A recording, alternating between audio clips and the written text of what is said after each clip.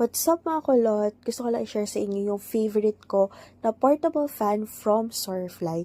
Grabe, ang tagal ko na itong ginagamit. More than 1 year na. And this is my second time purchasing. Pangalawang unit ko na to guys. Gumagana pa yung una ha. Gusto ko lang dalawa. Meron ako. Perfect ngayon tag-init pag magka-camping, pupunta sa beach. Kahit saan pwede nyong buhatin siya kapag naglalakad. 'Di ba? Tas ang kagandahan dito, ang pinakagusto ko sa kanya, ipapatong mo lang guys, tumatayo siya ng kusa, nababago mo yung angulo niya, yung tilt, pero guys, hindi to umiikot ha. Tapos, meron siyang dalawang modes, 1 and 2. Ayan, ganyan lang, i-switch mo lang. Tapos, dyan na din yung way ng pag-turn off.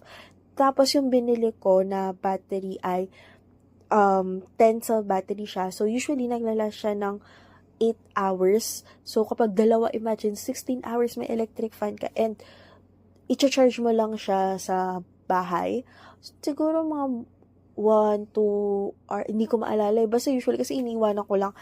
Minimake sure ko na i-charge ko siya bago kami lalabas. Para dalawa yung magagamit ko. May backup. 'Di ba? Tapos, sobrang lakas ito. Tingnan nyo, oh. Tapos, hindi siya sobrang ingay na makakagulo ka na sa ibang tao. Yung ganyan.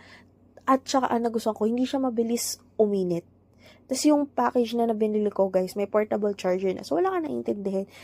'Di ba? Dadalhin mo na lang siya. Yun lang, gusto ko lang i-share kasi sobra ako na in love dito sa portable fan and naisip ko, guys, baka kailangan nyo rin.